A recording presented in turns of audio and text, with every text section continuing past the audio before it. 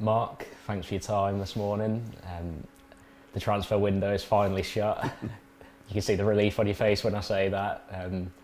Just an overview of the summer. How has it been these last couple of months? Relief on my face is a good way to start. A few more wrinkles and a lot more grey hairs, that's for sure. It's been a long window. Certainly the longest of my 30-plus year career. It's been challenging, but I think we've come through it in decent shape. I was relieved is probably the word that the deadline shut at 11 o'clock last night, and we can move on. 19 incomings. I know you knew it was going to be a big job when you came in here. Are you happy with the incoming business we've done? I think so. Time will tell. But I think you can look at the quality that we've brought in, and I think it's a step forward from where we probably have been in the last few seasons.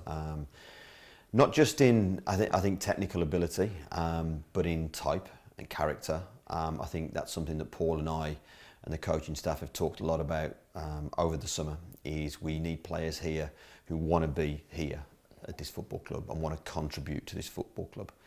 And they've got to have that desire, passion and that hunger to take this football club forward. And I think it's fair to say that we've had those conversations with every one of the 19 that's joined us, and they are all in that frame of mind on how we take this football club forward.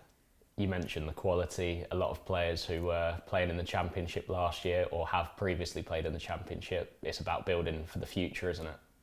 It is, and look, we've had to sell a vision, because it's not an easy thing to do to persuade players to drop from any division, let alone the Championship, to League One. And I've heard people say, it's because you're paying them more money and you're paying high wages to them. That's not the case. Let me be really clear.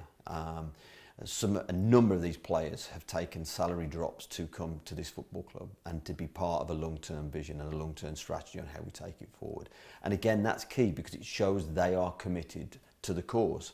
And there's a lot of work to do, and we're going to need that commitment from everybody to bring success back to Portman Road. It does have to be asked. Paul previously has mentioned that he likes working with a small squad. There's probably a few more in the door than what he's previously mentioned. He's got that's his job to keep them happy, isn't it? Well, it's Paul and a range of other staff. This was never going to be a perfect, if you like, set of sequencing that brought these 19 new players together. We knew roughly what we needed to do, and I think we probably knew that we were going to need 16, 17, 18, 19 new players. But it was getting that 16, 17, 18, 19 right new players. We've got depth, and that brings competition, and that's a good thing. Because I don't think there's anyone in our starting 11 now who can look over their shoulder and think, well, I'm a guaranteed start for the next game, no matter how I play. There is a real competition for places. That can only be a good thing. But as I said, at the training ground, we've got depth in the squad. We've got depth in our staff. Paul's got a trusted coaching staff with him. Andy Rolls, Andy Costing, the performance team are in place there now. And the club is starting to build and move forward. And between them, they'll manage the players. The focus is always on incomings. That's the nature of football. But over 20 have gone out of the door as well. Just how much work goes into that side of things? Same amount. And sometimes it's more difficult to move players out than bring players in. But Paul had made it very clear on the very first time I met him just before I started that he wanted to clear the decks. He felt that the club needed to go in a new direction, and we spent a lot of time talking about that, trying to help me understand why that needed to happen, to help the board and the new ownership group understand why that needed to happen. And I think from the day that I arrived, it became clear. That's not a criticism of anyone that's been here previously. It was just clear there was now a tipping point, and for the football club to move forward, we had to do something drastic. Just, if you like, flirting around the edges of change would not bring the amount of change needed to take this football club forward. So it was drastic change. I think Paul said at one point he was going to put a bomb under it. and he was the demolition man. I heard him quoted in the press. And I think I can understand why he said that, but I think it's unfair, because when you say demolition, it feels like there wasn't a plan, and there was a plan, and there was a plan very early on, and that plan has evolved, and we've communicated that well between the leadership group in the football department, which has culminated in the 19 in and the 20 plus out. A couple of games in between AFC Wimbledon last Saturday and our next game against Bolton, with the Wickham game now being called off. You've mentioned it before, it's just a case of being patient, isn't it, and waiting for the team to be fully fit and to click. I think it's more than that. And this was always my worry, if I'm honest with you. When you are delivering change management, and when you are delivering this amount of change, both on and off the pitch, it takes time.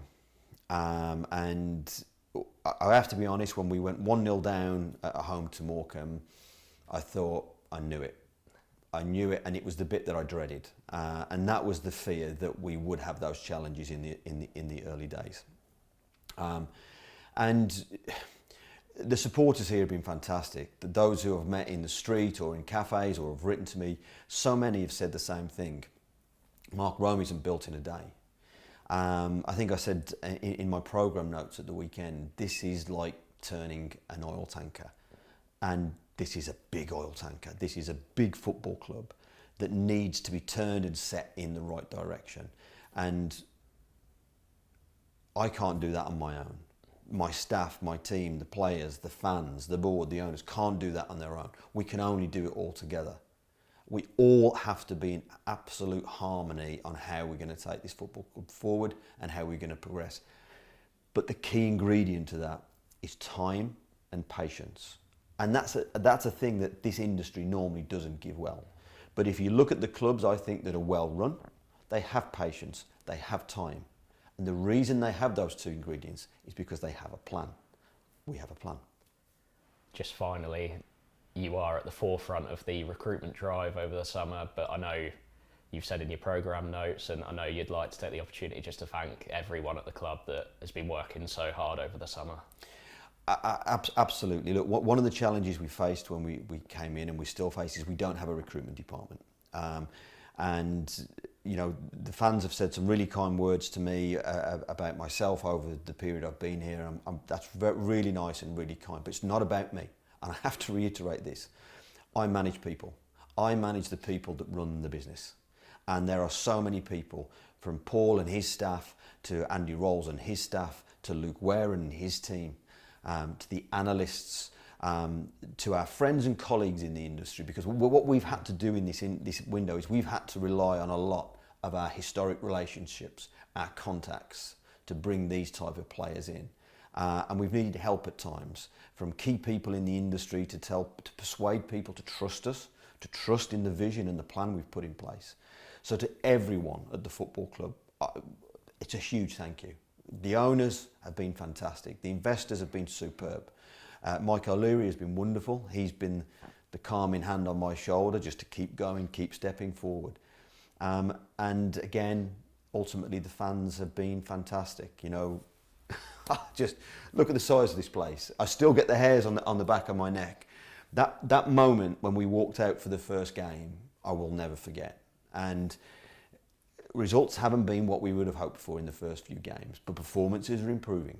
And I would just say to the fans, they're intelligent enough to know, just give this the one ingredient it needs now, and that's time. And I genuinely believe those performances, the talent that we have recruited, will lead to results. And once we get results, we will move through the league, and ultimately this club will compete right at the top end where it should be. But we just need to give it that little bit of time and that little bit of patience. Thanks for your time, Mark. Absolute pleasure.